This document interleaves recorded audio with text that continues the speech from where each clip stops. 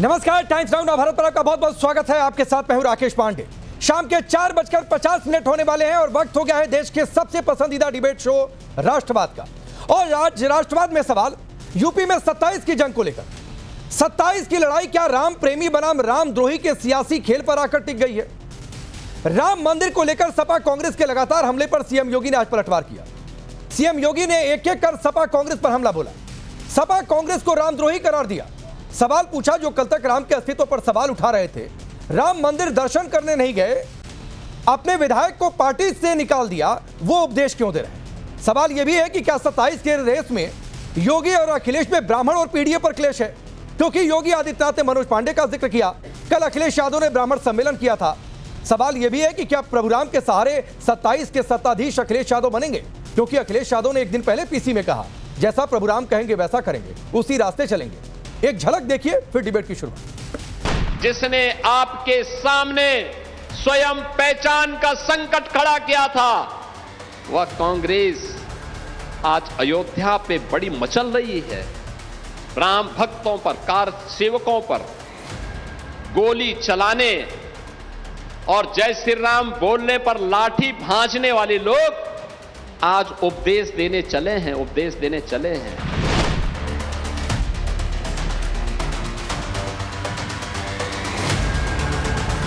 से डकैती डाल ली गई तो भैया एसआईआर में वोट चोरी करना तो बहुत छोटी बात है। ये तो चोरी करने में महारत हासिल है।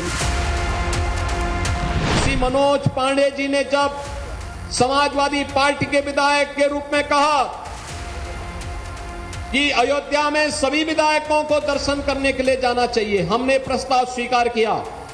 अखिलेश यादव ने तुरंत रोक लगा दी, कहा नहीं, अयोध्या में कोई दर्शन करने नहीं जाएगा, क्योंकि उनकी भक्ति राम पर नहीं थी, वे तो बाबर को मानने वाले लोग हैं।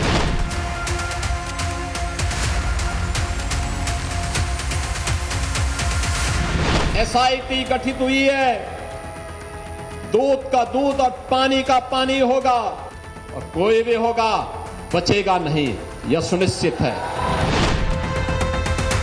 ये हमारा मंदिर बहुत जल्दी बनकर के तैयार हो गया है, उसके बाद हम भी दर्शन करेंगे और जैसा प्रभु करेंगे, प्रभु मर्यादा पुरुषोत्तम राम श्री राम जी जैसे बताएंगे उस रास्ते चलेंगे हम लोग, उसमें क्या है। तो प्रदेश के कुख्यात माफियाओं के कब्र पे जाकर के हाथिया पढ़ते थे, ये लोग आज राम भक्ति का उपदेश हमें देने चले हैं।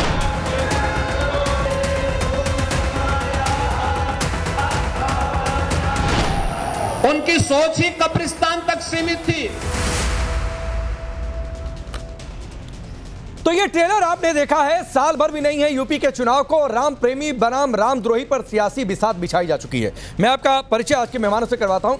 राकेश त्रिपाठी, भारतीय जनता पार्टी के नेता और प्रवक्ता, आचार्य विक्रमादित्य जी, हिंदू धर्मगुरु, प्रोफेसर धर्मेंद्र यादव, समाजवादी पार्टी के नेता और प्रवक्ता, साधना भारती जी है, कांग्रेस पार्टी के नेता और प्रवक्ता। आप सभी का बहुत बहुत स्वागत है। धर्मेंद्र यादव, आपसे शुरू करता हूं और सवाल बहुत सीधा सा है। कल आप लोगों ने ब्राह्मण सम्मेलन किया, मनोज पांडे जो कहे थे कि चलो राम मंदिर का दर्शन करने, आपकी पार्टी उस प्रस्ताव से अलग हो गई और आज इसी पर बिसात कि आप तो रामद्रोही हैं, आप राम प्रेम की बात कर रहे हैं, दर्शन करने नहीं गए, ये पूछा जा रहा है सवाल। राकेश पांडे जी, जब भारतीय जनता पार्टी का चरित्र राम विरोधी, राम के दान चोरी, दान पात्र की चोरी, जमीन की चोरी, चंदा की चोरी, हर तरह की चोरी का जब सच भाजपाइयों का पूरे देश के सामने जब उजागर होने लगा तो भाजपाइयों के पेट में दर्द होने लगा। आज सवाल सत्य और असत्य की लड़ाई का है। मर्यादा पुरुषोत्तम भगवान राम को जो मानते हैं और सत्य की राह पर चलते हैं, कभी चोरी नहीं करते हैं। ये भारतीय जनता पार्टी के लोग समाज के सामने जिस तरह से मंदिर में इस तरह का कृत्य करके पूरे देश के सामने इनका चरित्र पता चला पूरे देश को, आज पूरा देश जान गया कि असल में भारतीय जनता पार्टी जो प्रोपेगेंडा तैयार कर रही थी। धर्मेंद्र भाई, आप कोसिए, बीजेपी को आप कोसिए, मुझे कोई गुरेज नहीं है, लेकिन पहले सवाल का जवाब दे देना चाहिए था। सवाल यह था कि क्या मनोज पांडे को आप लोगों ने निकाला या फिर नहीं निकाला, जो राम मंदिर दर्शन करने की बात करते थे। कल आप लोग ब्राह्मण सम्मेलन कर रहे हैं, पीडीए की बातचीत कर रहे हैं, पीडीए की परिभाषा भी अब हर दिन बदल रही है वोट बैंक के हिसाब से। इस देश में पीड़ितों की बात करना, दया की बात करना, सर्व समाज की बात करना, मुझे लगता है कि किसी के पेट में दर्द होने की जरूरत नहीं है उसमें। आप समाहित करिए सब लोगों को, इंक्लूसिव पॉलिटिक्स करिए इस देश में, वही अच्छा रास्ता है। भारतीय जनता पार्टी की तरह नहीं, मौका मिलते ही दान पात्र में चोरी, आप समझिए कितनी बड़ी बात है। जो तो आप क्यों नहीं चले गए भाई? धर्मेंद्र यादव, राम मंदिर क्यों नहीं गए दर्शन करने के लिए? अखिलेश यादव एक दिन पहले प्रेस कॉन्फ्रेंस करते हैं, उसमें ये कहते हैं, उसमें बिल्कुल आप सवाल पूछिए, मेरा उससे गुरेज नहीं है कि हम प्रभु राम के बताए रास्ते पर चलेंगे, तो अभी तक क्यों नहीं चल रहे थे भाई? ये सवाल लोग पूछ रहे हैं, चर्चा कर रहे हैं सोशल मीडिया पर। जिन लोगों ने अपनी आस्था से मर्यादा पुरुषोत्तम भगवान राम के चरणों में अपने आप को समर्पित किया, अपनी शिलाएं दी, भारतीय जनता पार्टी के लोग उस समर्पण को चुरा करके गोबर में रखने का काम कर रहे हैं। आज भारतीय जनता पार्टी के लोग, मर्यादा पुरुषोत्तम भगवान राम के दान पत्र का नाम गोबर के साथ जोड़ा जाए, ये भारतीय जनता पार्टी की सड़ी और घृणित राजनीति है। भारतीय जनता पार्टी को देश को जवाब देना पड़ेगा। जिन राम भक्तों के चंदा को चोरी किया गया है, जिनके दान को उठा करके गोबर में रखा गया है, जिनके दान को उठा करके घूर गड्ढे में रखा गया है, आखिर कैसे मानसिकता के लोग हैं ये मर्यादा पुरुषोत्तम भगवान राम के जब सगे नहीं है, हाँ। तो इस देश का क्या सगा? अरे ठीक है, फिर सगे होने की बात हो जाती ना, गोली किसने चलवाई, लाठियों की बातचीत। खैर, राकेश त्रिपाठी जवाब दीजिए। और ये कह रहे हैं कि आप लोग उपदेश दे रहे हैं, ये उपदेश नहीं दे रहे हैं। प्रोफेसर धर्मेंद्र को इस समय देश सुन रहा है। गोबर के प्रति बार बार मैंने देखा कि इनका कितना घृणा का भाव दिखाई दिया कि गोबर में छुपा दिया गया, गोबर में छुपा दिया गया। ये समाजवादी पार्टी है ना, वही समाजवादी पार्टी जो देश में सबसे बड़े अपना दावा करती है कि हमारा सबसे बड़ा वोट बैंक अहीर बिरादरी का है, यादव बिरादरी का है। ये उस पार्टी के प्रवक्ता की भाषा है। गोबर को लेकर के कितना अपमान करने की चेष्टा कर रहे हैं। खैर, हिंदू में तो गोबर की बहुत महत्ता है। इसी गोबर से गौरी और गणेश बनाते हैं और उस पर धन अर्पित करने का काम करते हैं। इसलिए गोबर को लेकर के इस तरह की घृणा मत रखिए। पहली बात, चोरी अगर हुई है तो निश्चित तौर पर कार्रवाई होगी, लेकिन ये चोरी का हिसाब कौन मांग रहा है? ये वो डकैत हमसे हिसाब मांगने का काम कर रहे हैं, वो लुटेरे हमसे हिसाब मांगने का काम कर रहे हैं, जिन्होंने हर संभव चेष्टा की कि प्रभु राम का मंदिर बनने ना पाए, हर प्रकार के यत्न किए, कार सेवकों पर गोली चलाने का काम किया और उसके बाद सार्वजनिक तौर पर कहा कि अगर मुसलमानों का भरोसा जीतना होता तो कुछ और कार सेवक मरते तो और भी गोली चलवा देते। वो लोग जिन्होंने बाबरी को बनाने के वादे दोहराए कि हम फिर से सत्ता में आएंगे और फिर बाबरी की मस्जिद बना करके दिखाएंगे, जो जिनके मन से बाबर भक्ति कभी दूर न हुई हो, पूछे ना कि अब तक क्यों अखिलेश यादव अब तक रामलला का दर्शन करने के लिए नहीं गए, राहुल गांधी अब तक रामलला का दर्शन करने नहीं गए, ये प्रोफेसर धर्मेंद्र यादव भी दर्शन करने गए हैं कि नहीं गए हैं, इस बात को लेकर के मुझे संदेह है, क्योंकि पार्टी की मजबूरी है। और अगर गए होते तो सोशल मीडिया में कोई फोटो तो नहीं डाली होगी, क्योंकि कहीं पार्टी से निकाल न दिया जाए, बाहर न कर दिए जाए। मनोज पांडे ने इस बात की स्वीकारोक्ति की है कि कैसे प्रभु रामलला के जन्मभूमि के दर्शन करने पर किस प्रकार से अखिलेश यादव जी लाल पीले हो गए थे। अयोध्या के विकास के लिए हर प्रकार की बाधाएं उत्पन्न करने का काम अखिलेश यादव जी ने अपनी सत्ता रहते हुए किया। कभी दीपोत्सव नहीं होने दिया। यही दीपोत्सव का प्रस्ताव लेकर के अयोध्या का प्रशासन पहले भी गया था अखिलेश यादव जी के पास, लेकिन अखिलेश यादव जी ने मना कर दिया, नहीं अयोध्या में दीपोत्सव नहीं करेंगे, वोट बैंक हमारा बिदक जाएगा, हम सैफाई का महोत्सव करेंगे, सैफाई के महोत्सव में नृत्यांगनाएं बुलाकर नचाएंगे, लेकिन अयोध्या का दीपोत्सव नहीं होने देंगे। आज कितनी चिंता उनको हो रही है। ये इस प्रकार के आरोप कोई पहली बार नहीं लगा रहे हैं, बारंबार प्रभु राम के नाम को बदनाम करने की चेष्टा इन विधर्मियों ने बार बार की है, एक बार नहीं की है, बार बार की है। और मैं इसलिए कह रहा हूं कि सांच को कोई आंच नहीं है। हमने एसआईटी का गठन किया है और स्पष्ट तौर पर कहा है, अगर किसी प्रकार की गलती हुई है, गड़बड़ी हुई है, चोरी हुई है, अगर कोई धांधली हुई है, तो निश्चित तौर पर चोर पकड़ा भी जाएगा और उसको दंड भी मिलेगा। लेकिन समाजवादी पार्टी के लोगों को पूछने का कोई नैतिक अधिकार नहीं है। ठीक है धर्मेंद्र भाई, आप जवाब दीजिए राकेश जी की बात का। एक चीज मैं ऐड कर देता हूं, क्योंकि गोबर की बातचीत बहुत आ गई। आता हूं साधना जी, 2 मिनट दीजिए, आ रहा हूं। गोबर की बातचीत बहुत आ गई। मुझे अखिलेश यादव का एक बयान याद आ गया, और अखिलेश यादव ने कहा कि भाजपा के लोगों को दुर्गंध पसंद है, इसीलिए वो गौशाला बनवा रहे हैं। ये किसने कहा था भाई? किसने कहा था ये? आज आप बहुत गोबर 10 बार आपने कर दिया। राकेश पांडे जी, भाजपाई कपटियों को यह बताना पड़ेगा कि जो मर्यादा पुरुषोत्तम भगवान राम के सगे नहीं हुए, सीसीटीवी कैमरा गायब कर दिया, दान पत्र चोरी करके सीसीटीवी कैमरा गायब कर दिया। वो आप ये सुनिए, नहीं ठीक है, मैं धर्मेंद्र भाई मैं सुन रहा हूं, ये बताइए, ये आपने 10 बार आपने गोबर की बात कह दी, ये कहा था कि नहीं अखिलेश यादव ने? कहा था कि नहीं कहा था? ये बता दीजिए बस इतना, उसके बाद आप अपनी बात पूरी करिएगा। मैं अपनी बात का जवाब दे दूंगा। नहीं आप अपनी बात कहिए, मैं नहीं रोकूंगा, जितना समय चाहिए आपको दूंगा। बस मुझे ये बताइए कि अखिलेश यादव ने ये बात कही थी या नहीं कही थी? राकेश त्रिपाठी जी मुस्कुरा रहे हैं कि आप उनकी तरफ से बैटिंग कर रहे हैं। नहीं मैं जनता की ओर से बैटिंग कर रहा हूं। मैं जनता की ओर से बैटिंग कर रहा हूं। अगर कहीं कोई गड़बड़ी हो गई धर्मेंद्र भाई, आपके उस सवाल के साथ में हूं, मैं उस सवाल से भाग नहीं रहा हूं। मैं इस देश में जो करोड़ों राम भक्त हैं उनकी आस्था के साथ हूं। राम की बात आएगी तो, लेकिन जो मैं पूछ रहा हूं उसका जवाब दे दीजिए, हाँ या ना में बोल दीजिए कि अखिलेश यादव ने कहा था या नहीं कहा था। मैं बोल दूंगा, मैं आपको बोल दूंगा। मैंने कहा कि ये जो भाजपाई कपटी हैं, मर्यादा पुरुषोत्तम भगवान राम के दान पत्र की चोरी करके सीसीटीवी कैमरा गायब कर दिए, उसके फुटेज गायब कर दिए, उसका बैकअप गायब कर दिए। ये इनको ये नहीं पता है कि मर्यादा पुरुषोत्तम भगवान राम की मेमोरी जितनी है ना, इनके 50 पुरखे लग जाएंगे तब भी गायब नहीं होगा। अरे यहाँ से चोरी कर लोगे लेकिन ऊपर भी तो जाके हिसाब देना है। आप वहां का तो सोचो कम से कम। ये भाजपाइयों का असली चरित्र आज पूरे देश के सामने आ गया है और इनके पास कोई नैतिक। अब आइए मेरे सवाल पर एसआईटी की रिपोर्ट आएगी धर्मेंद्र यादव, एसआईटी की रिपोर्ट आएगी तो इस पर भी चर्चा करेंगे कि वो गायब ही हुआ है या फिर सपने में किसी ने देखा। जैसे कई बार आपके पार्टी के अध्यक्ष सपने में भी भगवान आते हैं। तो आऊंगा, मेरे सवाल पर आ जाइए। अब मैं आपके सवाल पे आ रहा हूँ, एसआईटी में कौन लोग हैं, कौन से अधिकारी, आपको सारा पता है। और चंपत राय का नाम भी चंपत तो भाई गायब हो गए, वो अप्रूवल तो सपा के दफ्तर से आएगा नहीं कि एसआईटी में कौन से लोग होंगे। सवाल पर आइए सर। लोकतंत्र के चौथे स्तंभ पे तो बोल ही सकता हूँ मैं कम से कम। नहीं बोलिए ना, बोलने को कौन मनाई है, कहीं भी बोलिए, लोकतंत्र है भाई। मैं जो सवाल पूछ रहे थे मैं उस पे आता हूँ। जो आपने सवाल पूछा, आज भी मैं आपको दावा करता हूँ, आप अंबेडकर नगर के भावपुर ग्राम सभा के गौशाला में चले जाइए। जितनी गायें मरती हैं वही जेसीबी से खोद के गड्ढा वहां दफना दिया जाता है। और जब खोद के गड्ढा दफना, मेरे सवाल ये नहीं था, मैं तो पूछ रहा हूं कि 4 बार आपने गोबर की बातचीत की। भाई ये अखिलेश यादव ने कहा था कि नहीं कहा था? हाँ या ना में बोलना तो बात खत्म हो जाती है। आप अंबेडकर नगर दुनिया भर घुमाएंगे लेकिन सवाल का जवाब हाँ या ना में नहीं बताएंगे। भाई आप कठिन सवाल पूछ रहे हैं। धर्मेंद्र यादव आज निकाल दिए जाएंगे पार्टी से, अभी निकाल दिए जाएंगे। ये तो स्वयं यादव है ना, अभी गोबर के खिलाफ लगातार बार बार गोबर कर रहे थे। इनको गोबर से नफरत है, कभी गोबर इन्होंने हाथ से छुआ ना होगा। शिलाओं की चोरी में तो नहीं निकाले जाएंगे, चंदा चोरी में तो नहीं निकाले जाएंगे, दान पत्र की चोरी में तो नहीं निकाले जाएंगे, जमीन की चोरी में तो नहीं निकाले जाएंगे। आप जैसे लोग अगर मर्यादा पुरुषोत्तम भगवान राम के सगे नहीं है, आप राकेश त्रिपाठी जी, मैं क्या बोल सकता हूँ मैं आपको? आप लोगों एक शीशा रख के तब डिबेट करना चाहिए। अब सुनिए ना सर, इसका कोई धर्मेंद्र भाई, मर्यादा पुरुषोत्तम भगवान ठीक है, कौन राम का सगा है कौन राम का विरोधी है ये 27 में एक बार फिर तय हो जाएगा। बहुत दूर नहीं है, 22 में भी तय हुआ। राकेश त्रिपाठी अप्लाई करिए, फिर मैं साधना जी और आचार्य जी के पास जा रहा हूं। राम का नाम लोगे, नाराज हो जाएगा वोट बैंक आपका। इतनी बार राम का नाम लेंगे तो आपका वोट बैंक नाराज हो जाएगा। देखिए भाई 27 में तय होगा, उससे पहले तय नहीं हो सकता है, अभी तय नहीं हो सकता है। राकेश पांडे जी राम भक्त नहीं में तय कर दिया क्योंकि ये हाँ तो कैसे तय हो जाएगा भाई 27 के पहले? 27 के पहले कैसे तय हो जाएगा? चुनाव होगा तब तो जनता तय करेगी। जाइएगा राम के नाम पर चुनाव लड़िएगा, ये भी राम के नाम पर चुनाव लड़े, आप भी राम के नाम पर चुनाव लड़िए।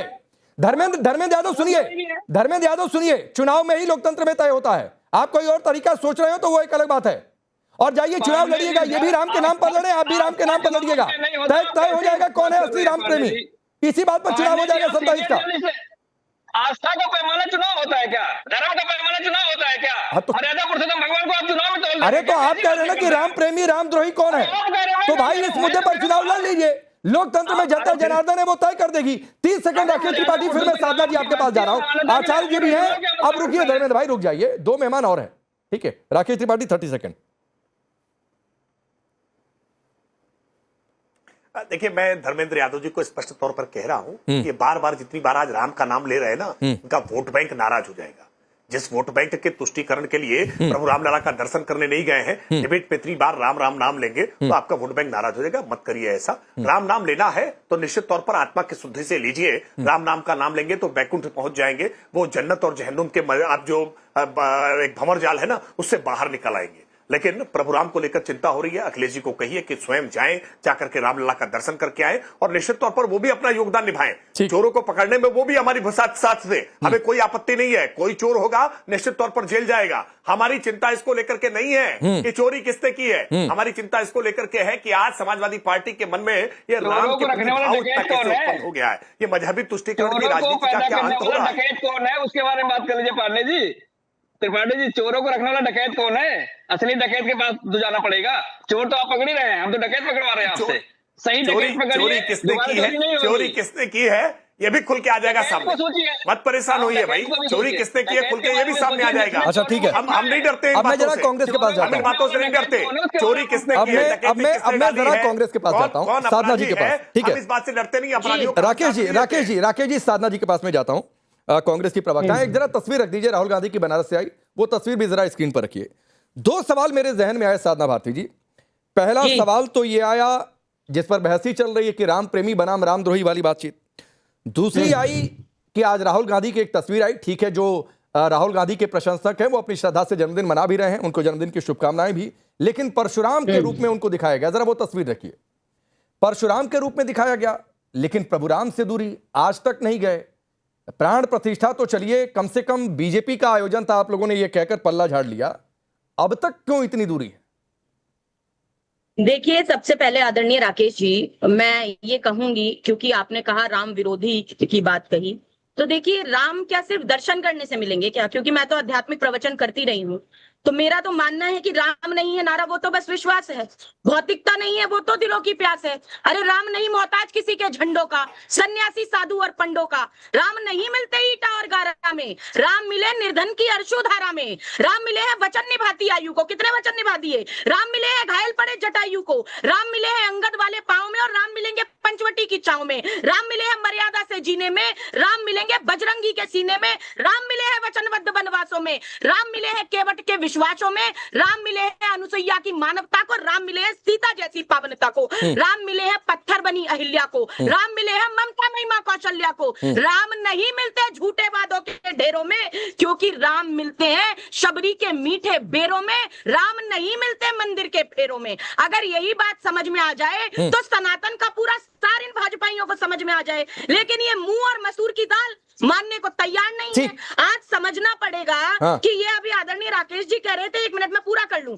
राम की बात क्यों की कही इन्होंने? तो जब भगवान राम की बात आती है तो मेरा तो दिल आहत होता है। भाई, जिन लोगों ने भगवान राम जी की तुलना रम से करने वाले नरेश अग्रवाल जी को राज्यसभा पहुंचा दिया, जिन लोगों ने उन्हीं के बेटे को मंत्री बना दिया, जिन लोगों ने भगवान राम जी को दशरथ जी का पुत्र ना बताने वाले, माता कौशल्या के सतीत्व पर संदेह जताने वाले संजय निषाद के साथ अभी तक ठगबंधन बना रखा है, जिनके मंत्री ने राज्यसभा में माता सीता जी के अस्तित्व को नकारने का काम किया मंत्री रहते हुए, आज वो लोग भगवान राम के नाम की बात कर रहे हैं। अरे चंदा चोरी करने अब साधना जी एक छोटा सवाल, आपने प्रवचन के अंदाज में जो बातें कही हैं उसका जवाब उस पर आचार्य विक्रमादित्य अपनी राय रखेंगे, सियासी आपने जो हमला किया उस पर राकेश त्रिपाठी जी अपनी बात रखेंगे। मेरा एक छोटा सा सवाल है, और छोटा सा सवाल यह है कि जो आपने इतनी व्याख्या दी है सनातन की, प्रभु राम की, क्या वो तब समझ में नहीं आया था जब हलफनामा दिया गया था?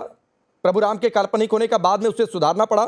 क्या तब समझ में नहीं आया था जब प्राण प्रतिष्ठा का न्योता आया कि चलो चले आए राम मंदिर का दर्शन ही कर लें, जबकि कोर्ट के आदेश से बन रहा है? क्या तब समझ में नहीं आया था जब सनातन को कुष्ठ बीमारी कहा गया था? हिंदू का अर्थ भयानक है, आपकी पार्टी के एक नेता कहते हैं कि शर्म आ जाएगी बता दिया तो, क्या तब नहीं समझ में आया था?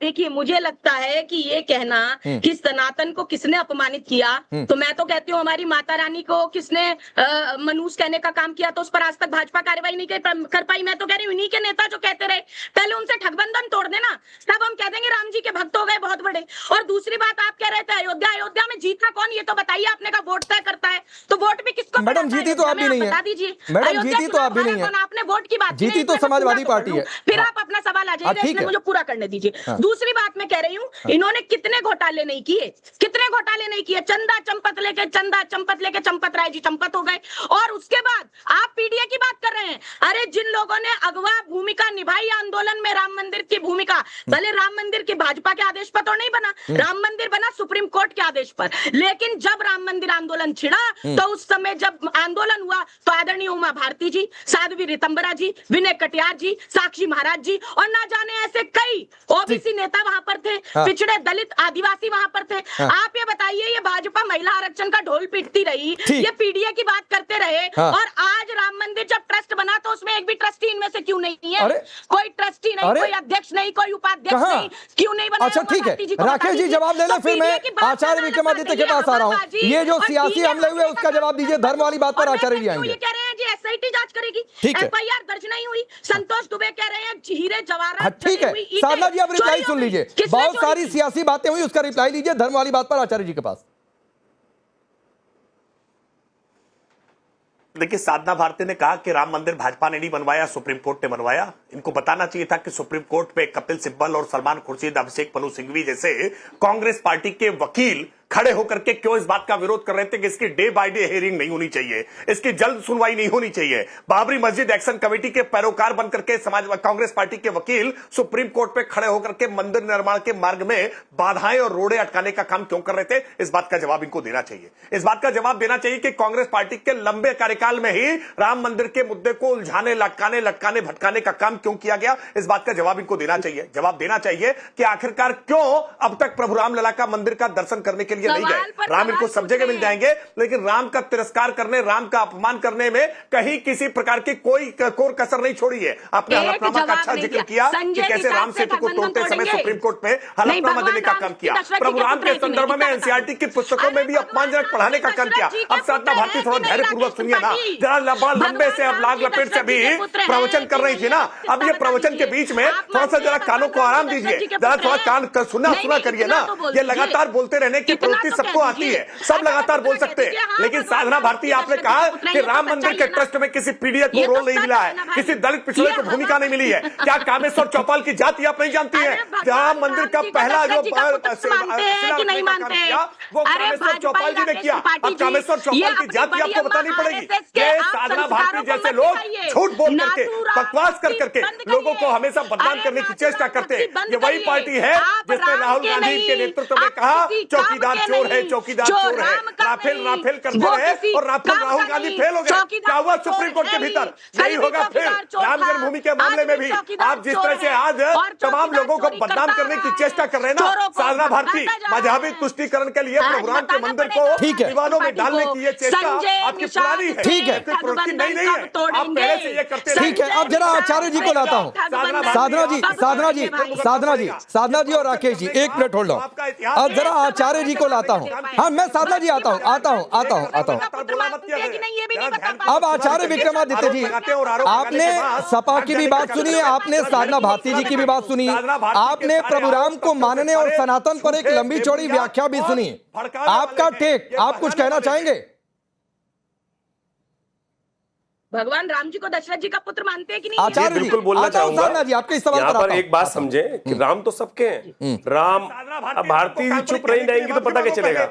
भारती जी प्रवचन दे चुकी है में जाकर के ये अरे राम, अरे वो आप सवाल पे सवाल कर रहे हैं, ठीक है, सरकार में एक मिनट साधना जी और राकेश जी, आप दोनों लोग प्लीज एक आचार्य विक्रमादित्य हिंदू धर्मगुरु हैं, प्रभु राम पर चर्चा चल रही है और हिंदू धर्मगुरु के पास में सबसे आखिर में जा रहा हूं, तो थोड़ा सा ये भारती को चुपचाप सुन करके उंगली उठा करके मैं अपनी बारी का इंतजार करना था ना। साधना भारती ये लगातार चीख करके चिल्लाने से आरोप चस्पा नहीं होते हैं। आपने कहा था ना चौकीदार चोर है, क्या हुआ? मुंह की खाई कि नहीं खाई? राफेल कर रहे थे, राहुल फेल हुए कि नहीं फेल हुए? बताइए ना राफेल में क्या हुआ? बताइए राफेल में क्या हुआ? राहुल गांधी ने चौकीदार चोर कहा था, क्या हुआ? आखिरकार माफी मांगनी पड़ी कि नहीं माफी मांगनी पड़ी? ऐसे ही राम मंदिर के मामले में भी ये चोर का नारा लगाने वाले ये कांग्रेस और समाजवादी पार्टी में मजबूत हो जाएगी। प्रभु राम के मंदिर को बार बार विवाद में डालने की जो चेष्टा करते हैं ना, इसका ठेका भुगतना पड़ेगा। अब आप दोनों लोग थोड़ा सा पानी पीजिए, आप दोनों लोग थोड़ा सा पानी पीजिए। आचार्य विक्रमादित्य अगले 2 मिनट आपके हैं। Please I request both of you, please Rakesh ji और साधना जी 2 मिनट के लिए शांत होइए। आचार्य जी बोल रहे, कम से कम धर्मगुरु का सम्मान करिए। बोलिए आचार्य जी।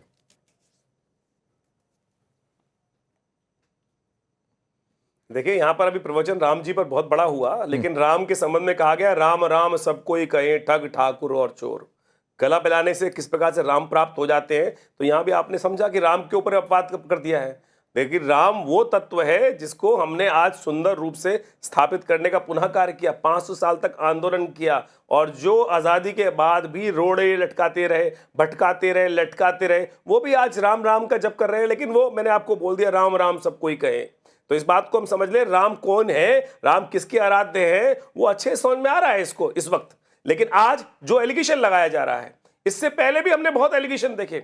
आज राजनीतिक मुद्दे के तौर पे जो राम का उपयोग किया जा रहा है, उन लोगों ने पहले तो कह दिया वोट चोरी हो गया, फिर राफेल चोरी कर दिया, लेकिन यह एलिगेशन एक के बाद एक। अरे तथ्य तो लाओ, तथ्य की जांच करने के लिए एसआईटी हो रही है, तथ्य सामने आएगा तो कुछ किया जाएगा। आज तक बाहर मुझे नहीं लगता इस हिंदू धर्म में रहते हुए कोई भारतीय धर्म में कोई पैदा हुआ जो मंदिर चोरी कर ले, मंदिर का धन चोरी कर ले। आप सत्य सामने आने दो, उसके बाद जो चोर पकड़ा जाएगा उसकी सजा हमारी सनातन पद्धति में तो इतनी सुंदर बताई गई है कि उसको चिरकाल तक नरकादि लोग प्राप्त होते हैं। तो आप चिंता ना करें, ये कलयुग में इस वक्त जो संधि काल चल रहा है, अभी मुझे नहीं लगता कि इस समय इतना सुंदर कार्य चल रहा है। हम तो परिकल्पना भी नहीं कर सकते कोई राम मंदिर में जाकर चोरी करेगा, लेकिन यहां केवल एलिगेशन लगा के भाग जाना है। इन लोगों ने इतना एलिगेशन लगा दिया, एफआईआर दर्ज करवा देते, एफआईआर दर्ज नहीं कराएंगे, लेकिन एलिगेशन चोर कर जरूर लगाएंगे कि केवल राजनीतिक स्वार्थ के लिए जिस प्रकार के लोग यहां तथाकथित तौर पर पूरी तरह से इकट्ठे हैं, उसी का प्रमाण इस प्रकार साफ साफ दिखाई दे रहा है। आचार्य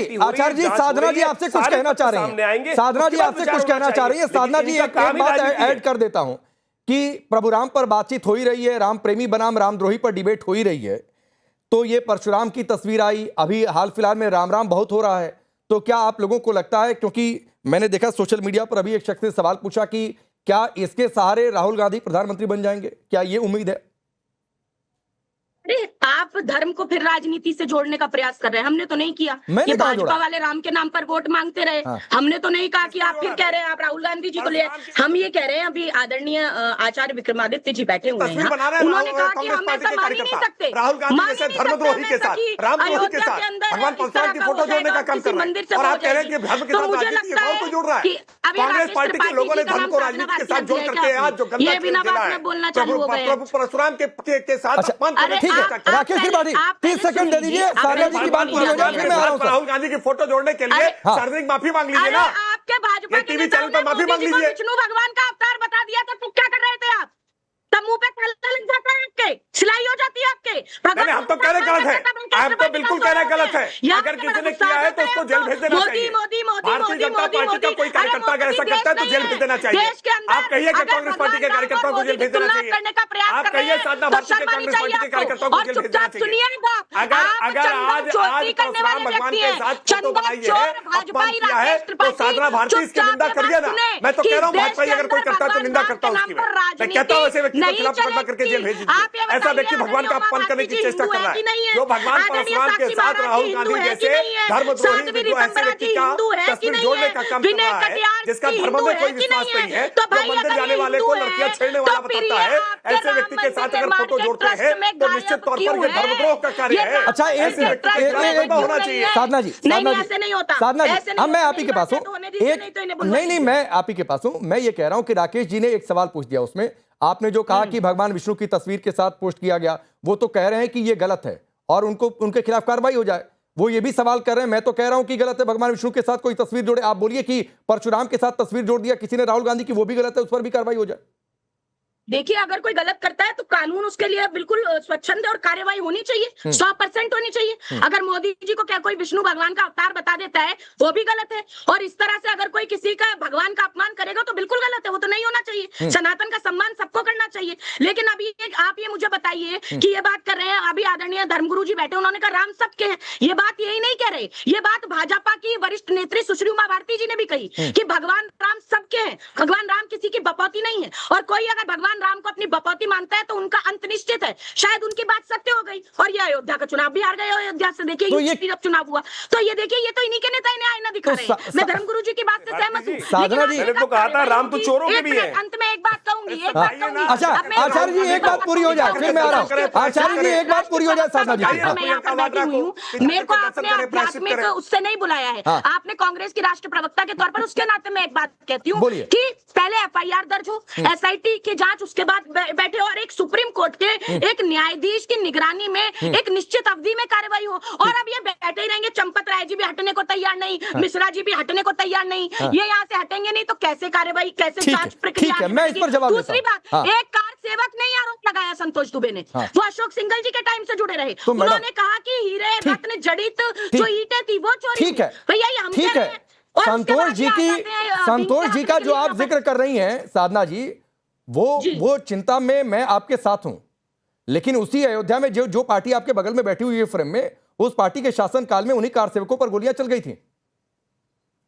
अरे मैं तो कह रही हूं आचार्य जी कुछ कहना चाह रहे हैं, फिर मैं धर्मेंद्र जी को कुर्सी गंवानी पड़ी। उसी राम मंदिर आंदोलन में माननीय कल्याण सिंह जी को, बाबूजी को आचार्य जी आप कुछ इशारा कर रहे थे, बोलिए। क्यों नहीं बना दिया था ट्रस्टी? ठीक है, क्यों नहीं बनाया आचार्य जी? मैं इनको ये समझाना ये चाह रहा हूं कि एलिगेशन इस देश के अंदर राम काल के अंदर भी लोग ऐसे थे जो भगवती पे भी आरोप लगा दिए थे, भगवती पर भी आरोप लगा दिए थे ना। हाँ नहीं ठीक है, सुन लीजिए उनकी बात। आपने लगातार पिछले 10 सालों के अंदर तथ्य के विहीन होकर, अरे माननीय सर्वोच्च न्यायालय के नहीं रहा हूँ कि आपकी बहस हो रही है। हाँ वास्तविक तौर पर अरे चाहिए ना साधना जी, मैं कह नहीं रहा हूँ कि आप धर्मगुरु से बहस कर रही हैं, लेकिन आपकी बात पर उन्होंने कुछ इशारा किया, उनको सुन लीजिए। आपकी बहस मुझे पता है बीजेपी से है। मेरी बहस सुनिए पहले, मेरी बहस धर्मगुरु जी से नहीं है। मैं मान रहा हूँ, मेरा एलिगेशन भाजपा पे है, राजनीतिक विपक्ष अरे उन्होंने एलिगेशन क्यों नहीं लगाएंगे, क्यों नहीं प्रश्न पूछेंगे? अरे कौन, ये कैसी बात होती है कि एलिगेशन? ठीक है, आरोप लगाइए, कौन मना कर रहा है भाई? के घेरे में सरकार तो खड़ी करेंगे। ठीक है, आप आरोप लगाइए, लेकिन आचार्य जी की राय भी तो सुन लीजिए। भले आप उससे इत्तेफाक न रखिए, आप बहस मत करिए। राकेश जी 30 सेकंड दे दीजिए, फिर आ रहा हूँ सर, फिर उसके बाद धर्मेंद्र जी आपके पास। बोलिए आचार्य। अरे तिहाड़ जेल गए थे बाबूजी, आपने उनको क्यों नहीं बनाया? कल्याण सिंह जी को प्लीज अभी आचार्य जी का समय है। साधना जी प्लीज आई रिक्वेस्ट यू, मैंने बोला अभी आंदोलन करने सबको भरपूर समय मिल रहा है, अभी तक सबसे कम समय सभा को ही मिला। ये समझना चाहिए कि एलिगेशन में, अरे बोलिए आचार्य जी बोलिए। अरे रामायण काल, राम काल के अंदर भी एक धोबी उपस्थित हुआ, एक व्यक्ति उपस्थित हुआ जिसने भगवती पर आरोप लगा दिया था। तथ्य थे क्या? तथ्य थे उसके अंदर कोई बात के? तथ्य तो नहीं होते, तथ्य सामने लाएंगे नहीं। आप एलिगेशन लगाते जा रहे हैं। आप तो समय सफल हो गए सुप्रीम कोर्ट में जाके, फिर क्षमा मांग लेते हैं कि गलती नहीं थी। अभी आपने वोट चोरी का एलिगेशन लगा दिया था, फिर एसआईआर में लगा दिया, फिर कुछ और लगा दिया। अरे एसआईआर अभी आप मुझे नहीं लगता भारतीयों पे, आप भारतीयों पे आरोप लगाने का प्रयास कर रहे हैं। आप भारतीय नाम लगा के चल रही है और भारत देश अपने घर के लोगों पे एलिगेशन लगा रहे हो। अरे कोई नहीं चुराता है धर्म का पैसा, मंदिर का पैसा कोई नहीं चुराता है। हमें अच्छे से पता है कि आपका क्या कारण है। अरे क्यों अपने घर के लोगों पर, अपने भाइयों पर, अपनी बहनों पर, अपने घर के लोगों पर आरोप लगा रही हो? आप तथ्य सामने तो आने दो, जांच होने दो। ठीक है, मैं आगे बढ़ता हूँ। धर्मेंद्र यादव और राकेश जी के बीच एक मिनट हो गया। सुनिए एक मिनट राकेश पांडे जी, ये किस तरह से भगवती की तुलना ये भाजपाइयों से कर सकते हैं? नाथुराम तो नहीं, किसी भी भगवान की तुलना कोई किसी इंसान से नहीं हो सकती है। साधना जी, किसी भी भगवान की तुलना किसी इंसान या राजनेताओं से मैंने किससे कर दिया? मैंने आप ठीक है, आप धर्मेंद्र यादव सुनिए, आपकी तुलना तो हो ही नहीं सकती। नहीं किसी की नहीं हो सकती है। मैं कह रहा हूँ राकेश जी ने भी इस बात को बोली कि भगवान विष्णु की तुलना कोई किसी से कर दे वो गलत है। वो तुलना वाली बात हम कर ही नहीं रहे। लेकिन धर्मेंद्र यादव 30 सेकंड आपको दे रहा हूं। मैं कह रहा हूं फैक्ट कोई है, ये तो सीएम योगी ने भी बोला कि फैक्ट है तो आप लाइए, एसआईटी को ही दे दीजिए, मतम को दीजिए और पब्लिकली दे दीजिए, क्या दिक्कत है? लेकिन क्या सिर्फ सियासी रोटी नहीं सेकी जा रही? कहीं पोस्टर लगा दिए जा रहे हैं, कहीं कुछ हो जा रहा है। राकेश पांडे जी 10 लाख रुपए गोबर में बरामद हो गए, फिर गोबर गड्ढे में बरामद हो गए, फिर गोबर 50,000 की शराब, मर्यादा पुरुषोत्तम भगवान राम के जो दान पत्र से पैसे निकाले गए, लोगों की आस्थाओं से ये भाजपाई शराब पिला रहे हैं। आप समझिए, इनकी मानसिकता समझिए, मनोदशा समझिए, विपत्ति काले विपरीत बुद्धि। इतना तो मुझे लगता है कि भारतीय जनता पार्टी जितना गिर गई है आज के समय में मर्यादा पुरुषोत्तम भगवान राम और उनको धर्म को लेकर के इस देश और दुनिया में किसी। तो मुझे एक बात बता दीजिए, ठीक है, ये आस्था का सियासीकरण कर रहे हैं। मुझे एक बात बता दीजिए, ठीक है धर्मेंद्र यादव सुनिए, ये आस्था का सियासीकरण, सुनिए ना भाई, ये आस्था का सियासीकरण कर रहे हैं। मैं सिर्फ ये पूछ रहा हूं, फिर ब्राह्मण सम्मेलन करके सुन लीजिए, मनोज पांडे को आप निकाल देते हैं, फिर ब्राह्मण सम्मेलन बुला लेते हैं। आपकी पार्टी के नेता रिपोर्टर्स की जाति पूछ लेते हैं, कौन सी जाति से हो? ये कौन सा सियासीकरण है? मुझे ये समझा दीजिए। आपसे मैं हाथ जोड़ के विनती कर रहा हूं, अगर मर्यादा पुरुषोत्तम भगवान राम के दान का चंदा पैसा चोरी करके कोई शराब पिए, आप उसको एक बार कंडेम भी नहीं कर रहे हैं। क्यों नहीं कंडेम करेंगे भाई? कौन कहेगा? कौन खड़ा हो सकता है जो रामदान की चोरी करे उसके साथ? कौन खड़ा हो सकता है? और आलोचना, सुनिए धर्मेंद्र यादव, आलोचना भी उसके लिए छोटा शब्द है। आलोचना छोटा शब्द है भाई। कड़ी कार्रवाई होगी और होनी चाहिए। आने दीजिए रिपोर्ट, आने दीजिए रिपोर्ट। कौन है कटघरे में, पता चलने दीजिए क्या सबूत है। मैं तो कह रहा हूं 4 सबूत आप लेकर आए होते इस लाइव शो में। मैं तो कह रहा हूं धर्मेंद्र यादव 4 सबूत लेकर आए होते आप इस लाइव शो में। किसने मना किया था? हमने मना किया था क्या कि कुछ आप दिखाएंगे, हम दिखाने नहीं देंगे? हमने मना किया था क्या? आप लाइए, हम दिखाएंगे, लेकिन हवा में बातें करेंगे। ठीक है राकेश त्रिपाठी, हाँ ठीक है राकेश त्रिपाठी, रिप्लाई सपा और कांग्रेस दोनों का आरोप कि आप, एक मिनट हो गया, आपने आरोप लगाए तो जवाब भी सुनिए कि ये सब कुछ। अब फिर नहीं अच्छा लगता है। राकेश जी 30 सेकंड। देखिए, आरोप लगाने के लिए मुंह में जो आए वो आरोप लगा सकते हैं। समाजवादी पार्टी ने निर्वाचन आयोग पर आरोप लगाए कि 20-20 हजार वोट हर विधानसभा में काट दिए। निर्वाचन आयोग ने कहा प्रस्तुत कर दीजिए, 20,000 नाम दे दीजिए, कौन कौन से काटे गए हैं। एक नाम प्रस्तुत नहीं कर पाए। इस प्रकार के झूठे आरोप लगाने का पुराना इतिहास है समाजवादी पार्टी का भी, कांग्रेस पार्टी का भी। मैंने एक उदाहरण दिया कि राफेल को लेकर के कैसे झूठ बोलने का काम राहुल गांधी ने किया और सुप्रीम कोर्ट के सामने जाने के बाद राहुल गांधी फेल हो गए। राफेल के मामले में उनको माफी मांगनी पड़ी। देखिए, ये झूठ बोलना, 10 लाख रुपए बार बार कह रहे हैं, 10 लाख रुपए लग रहा है, 10 लाख रुपए की गिनती ये धर्मेंद्र यादव स्वयं करने के लिए गए। ठीक है, ठीक है,